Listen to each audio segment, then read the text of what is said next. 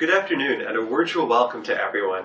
Before we begin, I want to start off with an activity. I want you all to think of the last time you played a game, used your imagination, or made a friend. And no, not a Facebook friend. It might not surprise you that children play games, use their imagination, and make friends much more easily than us adults. But have you ever paused and thought about why this was the case? While we think about that, let me present to you Bourdain's paradox, a situation where a hungry donkey always chooses to eat what's closer to it. But now, it has to choose between two same stacks of hay, which are the same distance away from it. In the end, it can't make a decision and ends up starving to death. It's really a tragic tale, but when we think about it, we're all donkeys. Numerous functional MRI studies have revealed that most of our decisions that we make are hardwired and associated with a lack of willingness to try things in new ways, as well as a difficulty to change thought processes.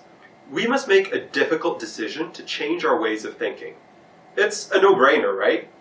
However, this is difficult because the science shows that we are limited by an ability of our brain called neuroplasticity, which is really high in children compared to us adults. Well, why? Well, one reason may be because of our routines and our stressful lifestyles, which may impede neuroplasticity. Okay, but how? Let's put this into context, shall we?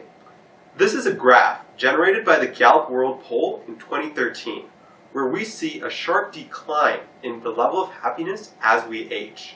What's interesting here is that children seem to be at the happier end of the spectrum, while most adults tend to be on the not-so-happier side. Look at what having responsibility does to you. Now, how many of us have ever looked like this at work or school? Okay, I can see everyone virtually nodding their heads. In our current society, many of us face a repetitive, structured routine that leaves us up all night, stressed, sleep-deprived, and unable to enjoy even a small part of our lives.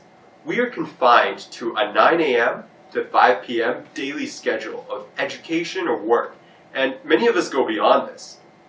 So let's get to the meat of the matter, shall we? What makes children so immune to this lifestyle, and what can we learn from them? Well, in a recent study, it was found children spend approximately double the amount of time outside, and most of their time engaged in play. Play is unstructured and disruptive. In other words, when kids play video games, competitive sports, or even rock, paper, scissors, they develop skills that improve their pattern recognition, attention, teamwork, creativity, and strong bond formation. And here's the breakthrough. There's nothing stopping us from doing the same apart from our routines.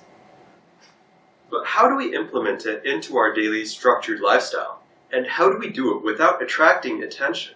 Because otherwise society will tell you, you need to grow up or act your age. Well, through a review of current literature, there are 3 strategies that I've identified. And these strategies might be all the easier to do amidst the pandemic, where a lot of you may be working virtually. The first strategy is diversion. There are inherently structured tasks and responsibilities you can't do anything about. So find breaks and leisure time to play sports, games, etc. The second strategy is incorporation. There are tasks in your daily lives at work or school where play can be incorporated. For example, turn repetitive tasks that don't require much thinking, such as sorting files, into a race with colleagues or against time. The third strategy is conversion. So change what you're doing completely. Ask for funner tasks at work, or take on interactive and engaging courses for fun. And a more extreme example would be if you're not having fun at an office job, why don't you take up acting? Or don't like that business degree? Time to switch to science. If science doesn't work out for me, I know I can always become a stand-up comedian. Well, that was a joke. Putting aside childish matters, let's go back to our graph. Now that I've given you a few things to think about, I'll give you some hope for the future. The World Poll was actually conducted up to the age of 90, where we see that happiness actually goes up after we hit that retirement age. So here's my take-home message. Add a little bit of diversion, incorporation, and conversion into your lifestyle. For all of you grown-ups without a smile, embrace your inner child once in a while. Thank you.